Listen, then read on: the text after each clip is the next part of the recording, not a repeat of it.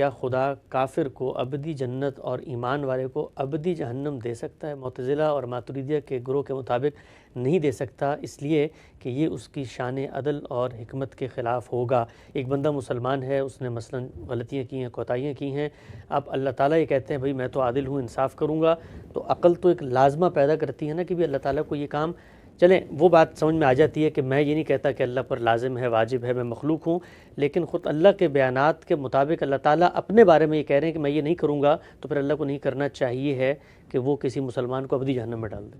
نہیں، میں یہ مفروضے کیوں قائم کروں؟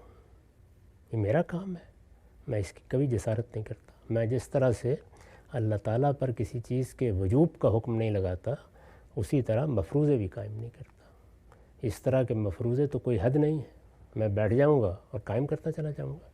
کیا یہ ایک بندے کے شان ہے کہ وہ اپنے پروردگار کے بارے میں اس طرح کے مفروضے قائم کرے اور اس پر حکم لگائے؟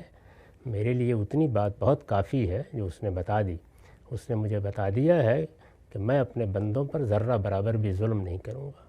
مختلف صورتوں میں قرآن نے اس کو بیان کیا ہے، لا یظلمون فتیلا ما انا بظلام للعبید، یہاں تک کہا ہے کہ کیا تم خیال کرتے ہو کہ میں کسی وقت مجرموں کو اور ایمان والوں کو، اسلام لانے والوں کو یکساں کر دوں گا؟ یعنی کیا یہ خیال کرتے ہو کہ ہم جرم کرنے والوں کو اور اپنے سامنے سرفکندہ ہونے والوں کو برابر کر دیں گے؟ ما لکم کیف تحکمون، کیا ہو گیا تمہیں، اس طرح کے حکم لگاتے ہو؟